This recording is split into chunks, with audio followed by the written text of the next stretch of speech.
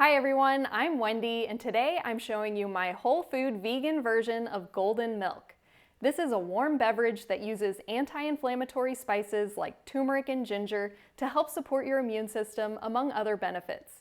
It's the perfect cozy and comforting beverage to get you through these cold winter days. I'm starting by soaking some walnuts. If you think of it ahead of time, you can do this overnight, but I'm usually making this drink on the spur of the moment.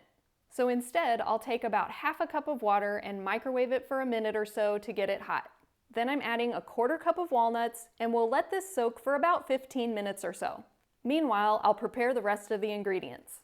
I'm adding 2 cups of water to my high-speed blender. To that, I'll add 2 medjool dates. If you're using smaller dates like deglet dates, you'll probably want to use 3 or 4. And a high-speed blender should have no problem blending these up, but I still like to cut them into a few pieces so the blender doesn't have to work as hard.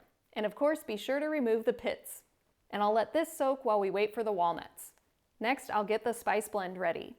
I'm using 1 teaspoon of ground turmeric, a half a teaspoon of ground ginger, half a teaspoon of cinnamon, and then just a pinch of nutmeg, cardamom, and black pepper. Once the walnuts have softened, I'll drain off the soaking liquid and add the walnuts to the blender. Finally, I'll add in the spices, and then we'll blend this together until it's nice and smooth. Soaking the walnuts will help to make sure you don't have any little gritty pieces of nuts in your finished product. And if you're using a Vitamix like I am, you can simply continuously blend this for about 5 minutes to heat it up right there in the blender. Even though the Vitamix is designed this way, I personally don't like to run my blender for this long. Plus, this method gets it warm but not really hot. So I prefer to transfer it to a saucepan and heat it to a simmer. And that's it, your golden milk is ready.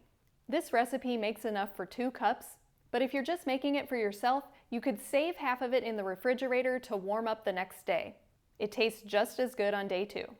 On the other hand, if you're making it for a crowd, you could easily double this recipe and it'll still fit in one batch in your blender. This has become my new favorite hot beverage, and I hope you'll give it a try. Let me know your go-to hot beverages in the comments. Have you ever tried Golden Milk? Don't forget to hit the thumbs up. Thanks for watching, and I hope to see you next time.